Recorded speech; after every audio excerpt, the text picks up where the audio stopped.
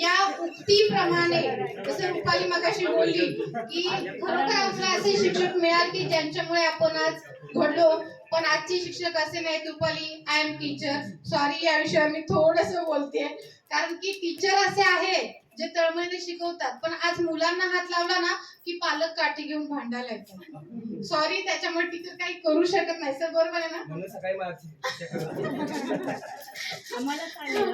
असे आपले सगळ्यांचे लाडके सगळ्यांना माहितीच आहे, नेहमी हसतमुख असणारे आणि कोणत्याही कार्यक्रमाला बोलवा आवर्जून उपस्थित राहणारे आपल्या सगळ्यांचे लाडके बाबर सर यांना पुष्पगुच्छ देण्यासाठी मी रोहिदास काळोखे यांना विनंती करते की त्यांनी आपल्या शुभ हस्ते सरांना पुष्पगुच्छ द्यावा.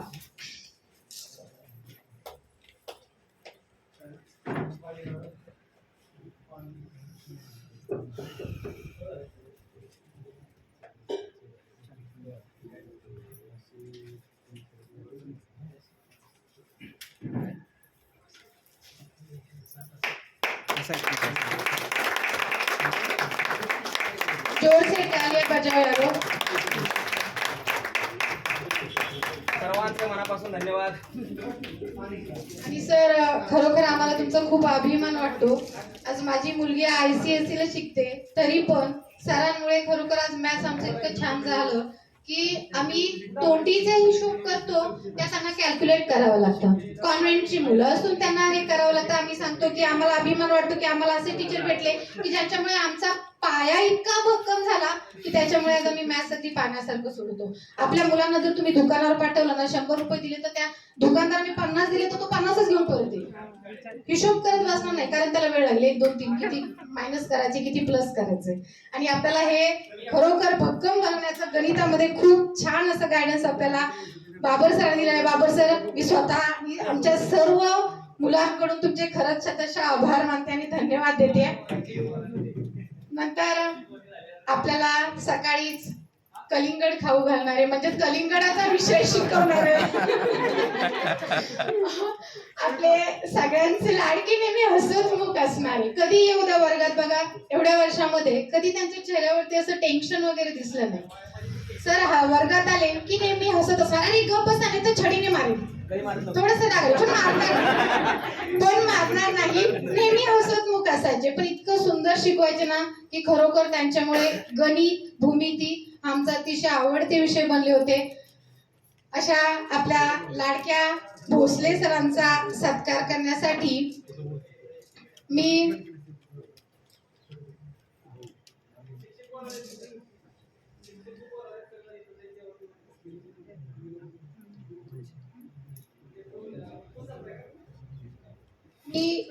मनीषा हिला विनंती करते की तिने तिच्या हस्ते भोसले सर यांचं स्वागत करावं.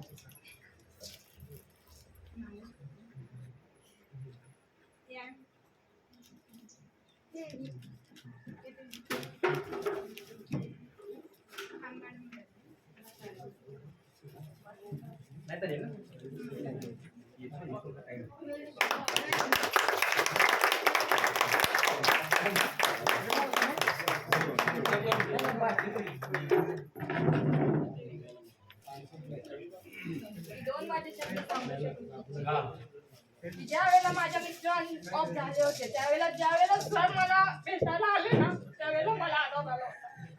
ज्यावेळेला मला असं वाटलं की मला ह्या म्हणजे माझ्या ह्याच्यात म्हणजे परिवारात कोणतरी मला आधार देणार आहे, त्यावेळेला मला माझ्यामध्ये तिथल्या सर्व जेवढी आमचे होते तिथं तेवढ्यांनी सगळे म्हणले की 24 वर्षानंतर तुझे सर असं झाल्यावर तुझी गाडी घ्यायला आल्यात.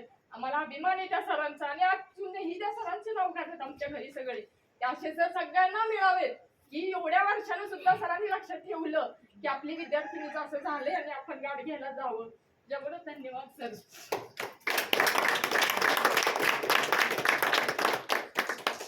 खरोखर आपण आपली बॅच खूप नशीबवान आहेत की खरोखर असे शिक्षक हे आपल्याला भेटलेले आहेत. त्यानंतर आपल्या वर्ग शिक्षिका सगळ्यांच्या आवडत्या अगदी मधुर आवाजात हिंदी विषय शिकवणाऱ्या आणि एकदा शिकवलं की सगळ्यांना समजतं शुअरली अशा आपल्या सगळ्यांच्या लाडक्या काझी मॅडम यांचा सत्कार करण्यासाठी मी लंका जाधव हिला आमंत्रित करते की तिने आपल्या शुभ हस्ते आपल्या लाडक्या टीचरांचं स्वागत करावं. विशेषतः एक सांगावंसं वाटतं बरं का, सगळे चेंज होणं तेव्हा आपले टीचर जे आहेत ते 24 वर्षानंतर सुद्धा आहेत तसेच आहेत बरं का. सगळ्यांनी छानपैकी टाळ्या वाजवा.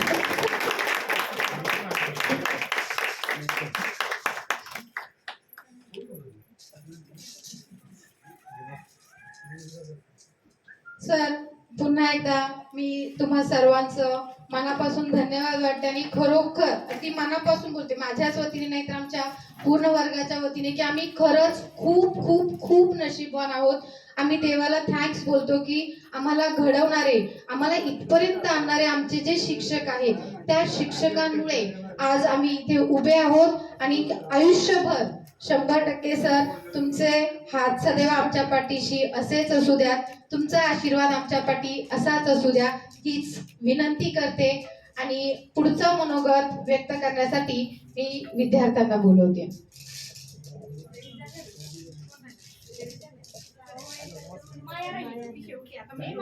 माया राहिली माया. हा. माया.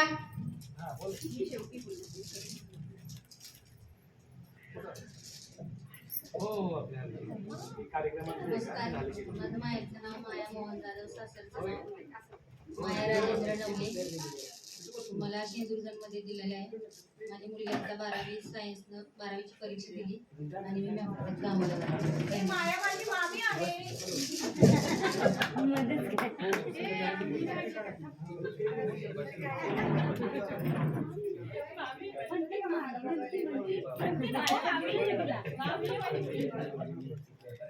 चला मुलांनी जरा पटपट या, थोडस परिचय करून द्यायला वेळ आपल्याला अपुरा पडेल. Please come on the stage. मुलांनी पण थोडासा सविस्तर परिचय करून द्यावा असा महिला वर्गाची अपेक्षा आहे. की जसं मुलींनी मला माझा नवरा काय करतो, मी काय करते, माझी मुलं काय करतात, कितवीला आहेत वगैरे सगळं सविस्तर विचारांनी सांगितलेलं आहे. तर तुम्हाला सुद्धा ही विनंती राहील की तुम्ही सुद्धा आपला जरा डीप मध्ये परिचय करून दिला तर खूप छान वाटेल. विनोद कम ऑन द स्टेज आणि लवकर या जरा प्लीज, आपल्याला वेळ होतोय. विनोद या लवकर.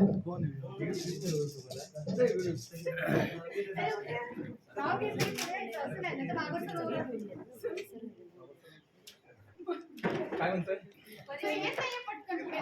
काय विनोद असं नाही करायचं बाळा. आता येणार सांगितल्यानंतर येणारच. बरोबर ना विनोद?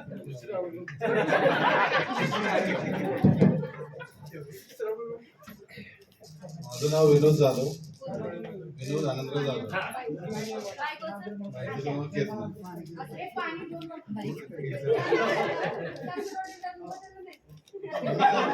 घर जावे वगैरे नाही ना?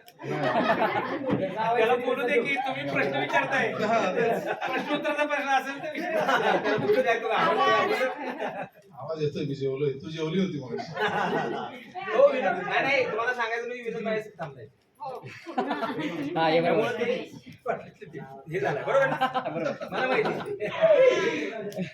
माझं नाव, मी तर नाव सांगितलंच आहे. माझं नाव विनोद आनंदराव जाधव. मला एक मुलगा आहे, तो 3रीला आहे. माझी बायको घरीच असते. नाही, घरी असते की हाऊस वाईफ आहे.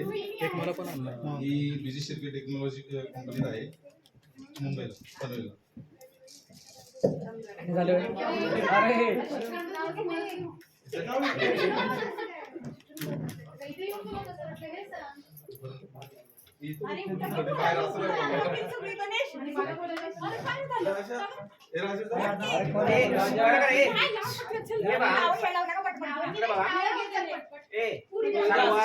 तुमचं नाव सांगा आणि काय तुमची मुलं वगैरे काय करतात किंवा तुम्ही स्वतः काय करता एवढं सांगितलं बाजूला. बाकी काय तुम्हाला बाकी वगैरे करायला होतं. नमस्कार, मी निलेश चव्हाण, महाबळेश्वर डेपोमध्ये कंडक्टर म्हणून काम करतो. मला आनंद होतोय की सध्या सर्वजण उपस्थित आहेत. प्रत्येकाने आपले कामे धंदे वगैरे बाकीच्या उच्चापती वगैरे सोडून, सगळ्या गोष्टी सोडून, रुपाली कृष्ण जाधव खास करून ती यात्रेला आली नव्हती, यात्रेला आली नाही, पण ती गेट टुगेदरला आली. तिचं विशेष करून कौतुक प्रमिला मानसिंग जाधव, तिला वेळ नव्हता, तिचं इन्स्पेक्शन होतं, ती वेळात वेळ काढून उपस्थित झाली. दीपाली जाधव, रुपाली नारायण जाधव, सर्व मुलींचं स्वागत आहे. रीनानं म्हणजे उत्स्फूर्तपणे प्रतिसाद दाखवला की म्हणजे नाही का त्याला बरेच वर्ष 24-25 वर्ष गॅप पडलाय. पण निरोप आता म्हणजे स्नेह मिळावा म्हणजे काय, स्नेह मिळावा म्हणजे काय माहिती का, एक भावना आहे. हे दिखाव पण नाही काय, हा भेट आहे का, तू दाखवायचा गोष्टी नाही, हे काय आता ते पुढे बोर्ड लावलाय तो आहे का, नाही. ही भावना आहे, ओढ आहे, प्रत्येकाच्या मनामध्ये कुठेतरी रुजलेली. मी सकाळी येताना टाकलं होतं व्हॉट्सअपला, येताना बालपण घेऊन या. प्रत्येकानं आपापलं जे जे काय आहे ते ठेवून या. जे म्हणजे तुम्ही आता जे आहात, तुम्ही प्रत्येक जण कोणत्या तरी पदावर आहात ते ठेवून या, घरीच ठेवून या. येताना बालपण घेऊन या, मी बोललो होतो. तर ते घेऊन तुम्ही बालपण घेऊन आलात आणि सगळ्यांच्या शिक्षणाला विशेष म्हणजे प्रतिसाद दिलात. त्यांच्या म्हणजे व्यवस्थितीने शिकवलं ते त्यांना प्रतिसाद दिला, ते मस्त वाटलं म्हणजे झालं. तर ह्याच गोष्टी अपेक्षित होत्या. तुम्ही बालपण घेऊन आलात. खरं तर आपलं बालपण म्हणजे 10वी पर्यंतचा जो टप्पा आहे तो बालपणामध्ये मोडतो. बालपण हे खरं सुख आलं, आनंद आला. सुखाची जर व्याख्या करायची झाली तर आयुष्याचा जो आनंदाचा काळ असतो तो बालपण. तर बालपणामध्ये आपण बरेच सारे अनुभवलेले असतात. आपलं खरं तर बालपण जे सुरू झालं ना ते अनुवानी पावलांनी चालू झालं. एक तर 4थी पर्यंत आपल्याला चपल्याच नव्हत्या, का होत्या कोणाच्या चपल्या, नंतर आपण 13वीची वयाला लाखाने चप्पल घालायला. ती पण चप्पल पूर्ण उघडलेली असायची. ती उघडल्यानंतर त्याची बंद तुटलेली असायची. त्या बंद तुटल्यानंतर मग तेही तार लावून चप्पल घालायची. असे दिवस काढले. फुपाट्यात आपण पायी चालत गेलो, उन्हाचे त्रास झाले, कधी उन्हामध्ये पतंग उडवली. मी पतंगीला एक ज्ञानेश्वरी म्हणून नाव ठेवलं होतं. त्याच्यावरती ज्ञानेश्वरांचा फोटो होता, ज्ञानेश्वरी पतंग. तर ज्ञानेश्वरी त्या पतंगीचं नाव ठेवलं होतं. गोटे खेळलो. गोट्यामध्ये आता माझ्या मुलांना एक विचारलं, पप्पा हंटर आणायचंय. मला हंटर म्हणजे समजेनाच. हंटर म्हणजे काय असतं? हंटर म्हणजे गोट्यातला एक मोठी गोटी असते आणि चांगली रंगीत गोटी असते, त्याला हंटर म्हणतात. मग ते 24 वर्षानंतर पुन्हा मला एकदा उजळणी झाली की मी त्या माझ्या मुलाच्या स्वरूपात मी बालपण जगायला लागलो. आणि आपण हे प्रत्येक जण जगतोय. आपली मुलं जी मागतात. एकदा मी खाकी गणवेशाबद्दल मी बोललो होतो. बाबासाहेबांनी एमसीसीचा ड्रेस घातला होता दादा. खाकी चड्डी होती आम्हाला, त्यावेळी पॅन्ट होती, मुलींना पॅन्ट होत्या, आमच्यासाठी खाकी चड्डी. ती पण चड्डी अशी त्याची ढगाळ एकदम दादा कोणते टाईप मध्ये, खूप लाज वाटायची. पण ठीक आहे, नाही ते बालपण होतं, त्यामुळे काय अगदी त्याचं काही विशेष वाटण्याचं काही हे नाही. तर ते बालपण खाकी. मी एकदा असंच व्हायला गेलो होतो लहानपणी. बालपणी खाकी ड्रेस होता, त्याची एक टोपी होती, तो मला घ्यावासा वाटला होता. आई म्हणत होती मला ते ड्रेसकडे जायचं होतं, तो ड्रेस हवा होता. एक ओढ असते. आता ते लहानपणात आपली मुलं आपल्याला मागतात, एखादं खेळणं मागतात आपल्याला वाटतं काय खेळणं मागते, काय का ते कसं काय त्यात असेल. जे आपल्याला वाटलं होतं तेच त्याला वाटतंय. जत्रेमधली खेळणी आपल्याला म्हणजे ओढ लावतात ना, जत्रेमधली खेळणी. मी तसं सगळ्यात श्रीमंत माणूस कोणाला मानेन. तुमच्याकडे आता 4-4, 5-5 गाड्या असतील, नाही मी त्यांना श्रीमंत मानत नाही. मी श्रीमंत कोण मानतो? पप्पूला मानतो. पप्पूकडे लहानपणीचे बालपणीचे ट्रक, एवढे छोटे ट्रक अजूनपर्यंत त्याच्याकडे होते. म्हणजे तुमच्याकडे 4-4 गाड्या असतील, त्याच्याकडे आता 20-25 ट्रक उभे आहेत. मग श्रीमंत कोण? श्रीमंत कोण आहे? पप्पू श्रीमंत आहे. म्हणजे हे आयुष्य कळलं पाहिजे. आपण एकमेकांना भेटतोय, आयुष्य कळलं पाहिजे. आयुष्याच्या कल्पना या पूर्ण वेगळ्या आहेत. आपण जगतोय म्हणजे आपण पूर्णपणे भौतिक आयुष्यात जर जगत असलो ना, भौतिक आयुष्यात जगलंच पाहिजे, व्यवहार हा केलाच पाहिजे, पण त्यासोबत जगता आलं पाहिजे. एक उन्हाळ दिवस तुम्ही पाहिला का? एक उन्हाळ दिवस अशोक सराफ यांचा एक उन्हाळ दिवस, तो एक उन्हाळ दिवस त्यांनी जगला. अशोक सराफ यांनी एक उन्हाळ दिवस जगला, तर तो तशा पद्धतीने जगता आला पाहिजे. आज आपण जो जगतोय ना तो एक उन्हाळ दिवसच आहे. तुम्हाला मान्य असेल, एक उन्हाळ दिवसच आहे ना. हा प्रत्येकाला जो जगावसा वाटतोय.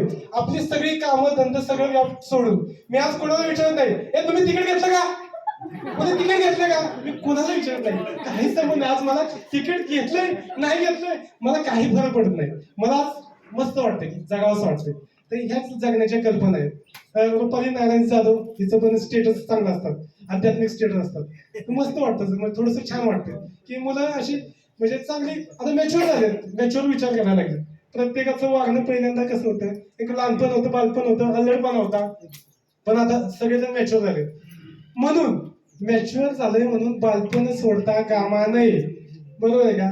का तुम्ही मॅच्युअर झाला बालपण सोडायचं मला नाही वाटत. बालपण सोडला तर तुम्ही आयुष्यात जगणं सोडलात असं मला वाटतं. लहानपणामध्ये किंवा बालपणामध्ये जितक्या छान पद्धतीनं आयुष्य जगता येतं तितक्या छान पद्धतीने आयुष्य पुन्हा कधीच जगता येत नाही. किंवा जर तुम्ही मोठे झाला असाल तर कमीत कमी तुमचं मन हे लहान असलं पाहिजे. मी एकदा एक स्टेटस व्हॉट्सअपला टाकलं होतं म्हणजे नाही का देवात जर द्यायचंच असेल तर मला लहानपण दे अगदी मनापासून. रुपाली नारायण जाधवने कमेंट काहीतरी केली होती.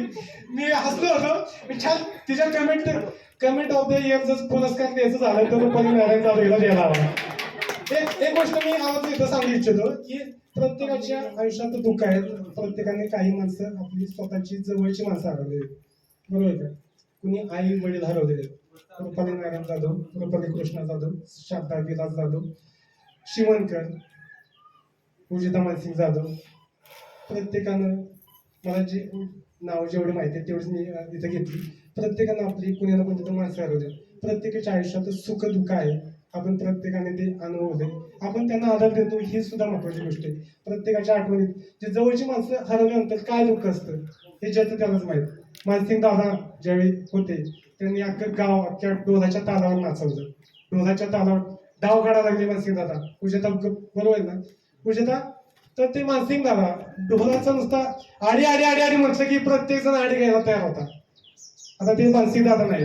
मला एक गोष्ट प्रकर्षाने जाणवते की आज जे पगडीवाले फेटावाले धोतरवाले पिढी नाहीशी होत चालली. त्याच्यानंतर आता लेंगावाली पिढी आली तीही आपले वडील वगैरे म्हणा तीही नाहीशी होती. यांच्यामध्ये आपुलकी होती माणुसकी होती ती कुठे नाहीशी होत चालली. आता आपल्यापर्यंत आपण ती कमीत कमी टिकून तरी ठेवावी असं मला वाटतं.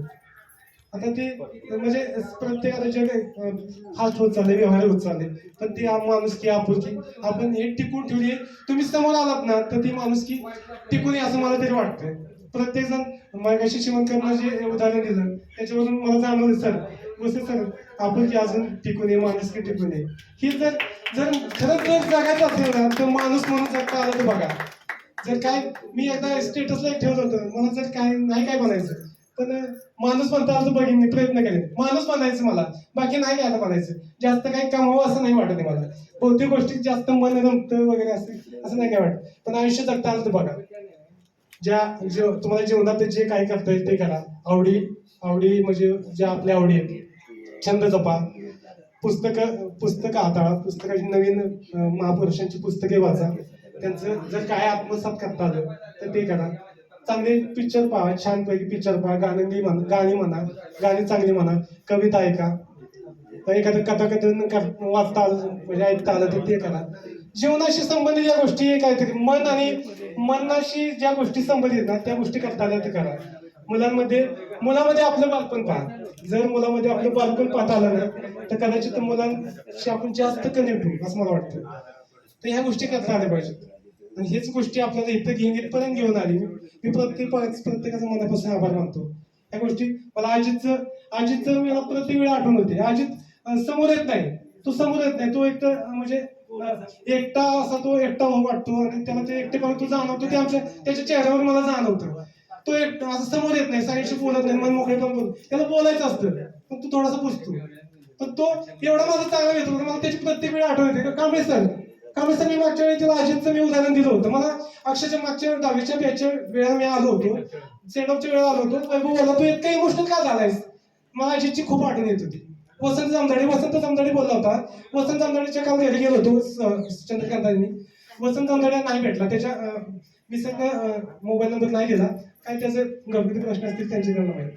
पण त्याच्याशी जवळून बोलायची इच्छा होती.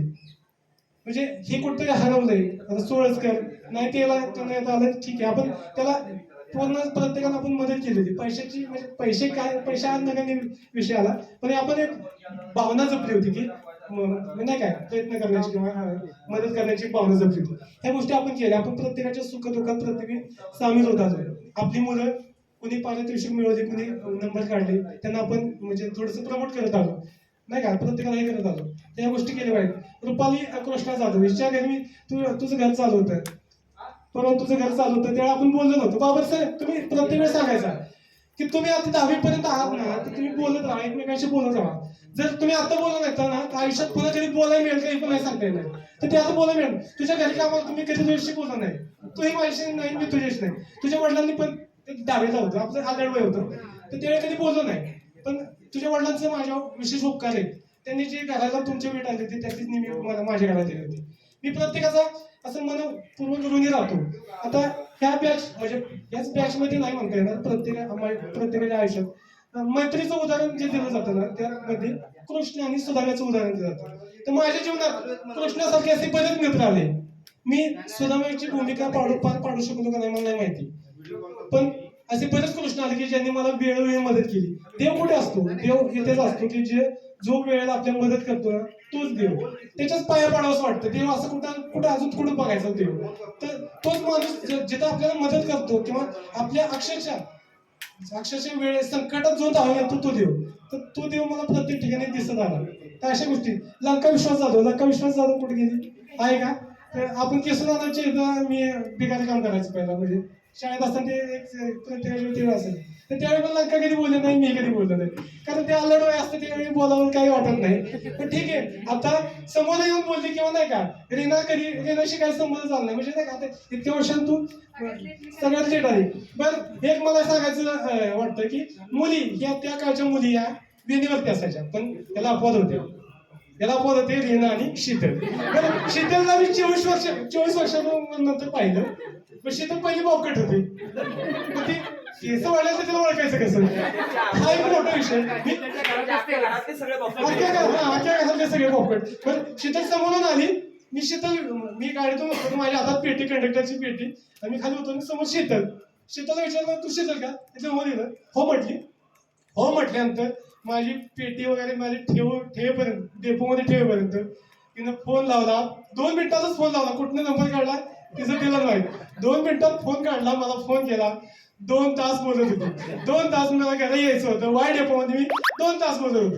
म्हणजे कधीही न बोलणारी मुलगी इतक्या आपुलकीने बोलत होती. म्हणजे नाही, ह्या गोष्टी खरंच कुठतरी म्हणजे छान वाटतात की आपण काय कमवलं मलाही माहित. मी काय कमवलं म्हणजे भौतिकदृष्ट्या मी काय कमवलं मला नाही माहिती, पण कदाचित मित्र यांनी मला आपुलकीने बोलवलं, म्हणजे विचारलं, ह्या गोष्टी मला खूप जाणवतात.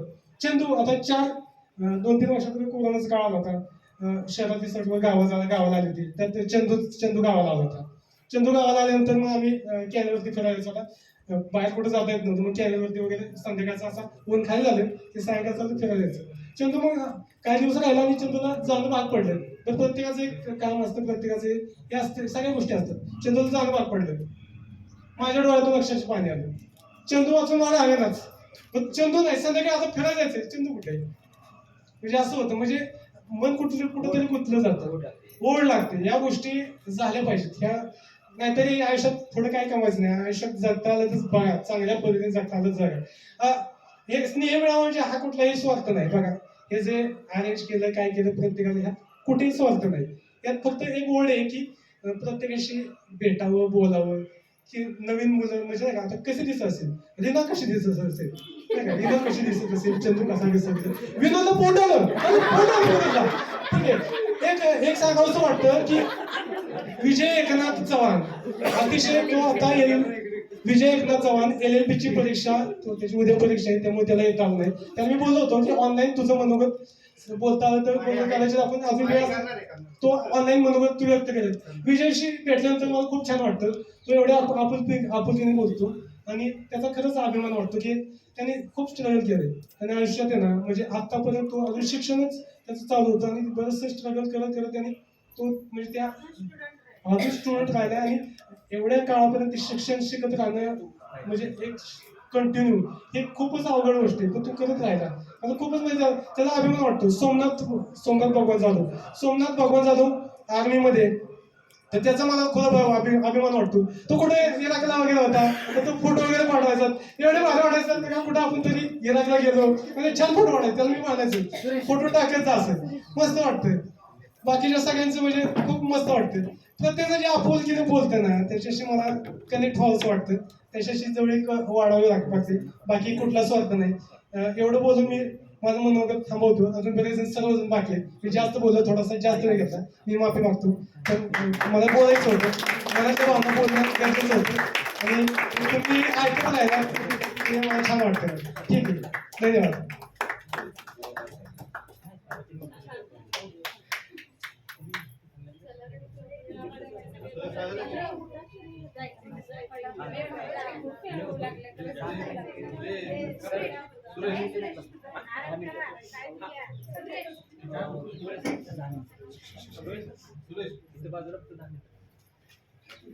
बरं त्यांना काही असं काय इथं काय कर सोड मग करायला मग आराम करतील.